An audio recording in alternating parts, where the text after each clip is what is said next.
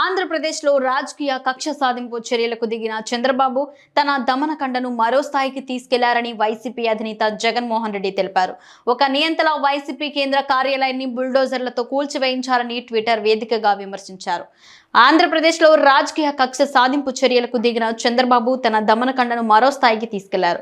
ఒక నియంతలా తాడేపల్లిలో దాదాపు పూర్తి కావచ్చిన వైసీపీ కేంద్ర కార్యాలయాన్ని బుల్డోజర్లతో కూల్చివేయించారు.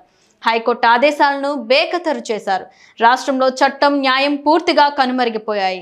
ఎన్నికల తర్వాత చోటు చేసుకుంటున్న హింసాత్మక ఘటనలతో రక్తాన్ని పారిస్తున్న చంద్రబాబు ఈ ఘటన ద్వారా ఈ 5 ఏళ్ల పాటు పాలన ఏ విధంగా ఉండబోతుందనేది హింసాత్మక సందేశాన్ని ఇవ్వకనే ఇచ్చారు. ఈ బెదిరింపులకు, ఈ కక్ష సాధింపు చర్యలకు వైసీపీ తలొగ్గేదే లేదు, వెన్ను చూపేది అంతకన్నా లేదు. ప్రజల తరఫున, ప్రజల కోసం, ప్రజల తోడుగా గట్టి పోరాటాలు చేస్తాం. దేశంలోని ప్రజాస్వామ్య వాదులంతా చంద్రబాబు దుశ్చర్యల్ని ఖండించాలని కోరుతున్నానని జగన్ తెలిపారు.